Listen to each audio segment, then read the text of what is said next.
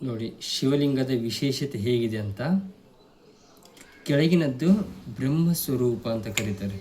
ಅಂದರೆ ಇದು 4 ಮೂಲೆಗಳಿಂದ ಕೂಡಿರುತ್ತೆ. ಧರ್ಮ, ಅರ್ಥ, ಕಾಮ, ಮೋಕ್ಷ. ಇದು ಜೀವನದಲ್ಲಿ ನಾವು ಇಟ್ಕೊಂಡಿರ್ಬೇಕಾದಂಥ ಒಂದು ಸ್ಥಿತಿ ಅಂತ.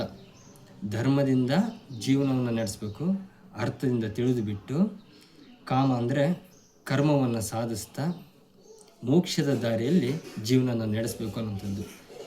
ಇದು ಸಾಧ್ಯ ಆಗಬೇಕಂದ್ರೆ ಸ್ಥಿತಿ ಬಗ್ಗೆ ತಿಳ್ಕೊಬೇಕು.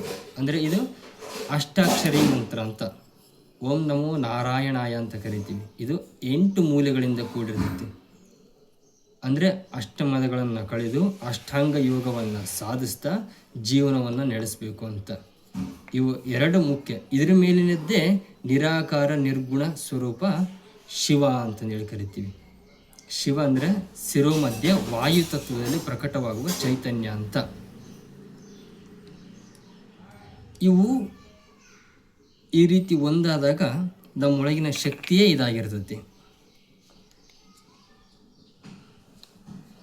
ಈ ರೀತಿಯಾಗಿ ತಿಳ್ಕೊಂಡ್ಬಿಟ್ಟು ಸಾಧನೆ ಮಾಡುವಂಥದ್ದು. ಅಂದರೆ ಇಲ್ಲಿ ನಾವು ಮನಸ್ಸನ್ನು ಕೇಂದ್ರೀಕರಿಸಿ ಸಾಧನೆ ಮಾಡ್ತಾ ಹೋದಾಗ ಶಿವತತ್ವ ನಮ್ಮೊಳಗಡೆ ಪ್ರಕಟ ಆಗುತ್ತೆ ಅನ್ನುವಂಥದ್ದು ಇದರ ವಿಶೇಷತೆ.